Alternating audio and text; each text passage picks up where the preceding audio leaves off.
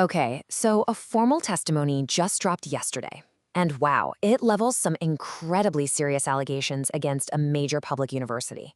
Today, we're going to break down the document itself, slide by slide, to really understand the explosive claims being made here.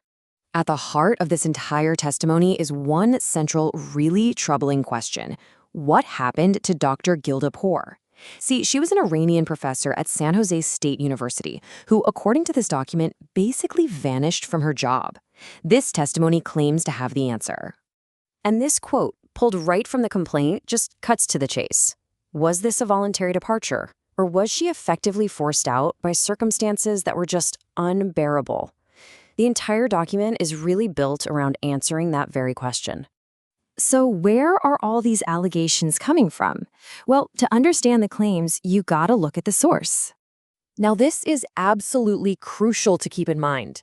Everything we're looking at today comes from a single source, a formal complaint filed by a Dr. Mohammed Abraham Fayyad. He says he's not just some observer, he's an eyewitness who claims he was also personally harmed by what went down. So, to get our bearings, let's set the scene.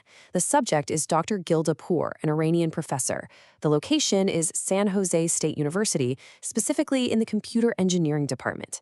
And the time frame we're really focusing on is between 2013 and 2016.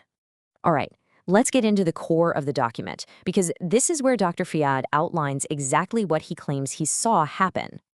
The first major allegation is what he calls systemic targeting.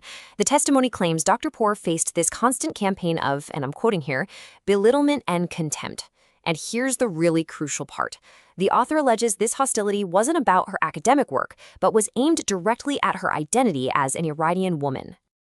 Building right on top of that, this second allegation describes the creation of a hostile work environment. The complaint points to specific incidents where Dr. Pour's research was supposedly mocked and trivialized right in front of her colleagues during department meetings. It was a way, he claims, to use academic power to professionally and socially isolate her. Now, the author uses this really powerful and intense term, moral torture, to describe the impact of all this. He defines it as a crime of psychological and social isolation. It's a heavy phrase, and it's meant to convey just how severe the alleged harm was. So the testimony then argues that what happened to Dr. Pour wasn't just a one-off event. It alleges these actions were part of a much bigger, systemic pattern, something the author labels the academic mafia. And this direct quote from the document is really the foundation of that whole academic mafia argument. The author is claiming the university has a consistent racist approach and that it targets anyone who doesn't fit into a certain cultural mold or challenges the way things are. He alleges what he calls a criminal link, trying to connect the dots. He argues that the persecution of Dr. Pour is a mirror image of what happened to a student named Siddharth Jindal and to himself as a Muslim academic. He's essentially saying, look, this is a repeatable pattern of behavior. So, based on this alleged pattern, the complaint just goes for it, leveling some incredibly serious formal accusations. We're talking abuse of power by the university administration, complicity by the government of California, religious and ethnic discrimination, and causing severe psychological damage. Okay, so with these heavy allegations on the table, what does the author actually want to see happen? Well, the testimony doesn't just list problems, it proposes some very specific actions. The demands are laid out in a pretty clear three-step plan.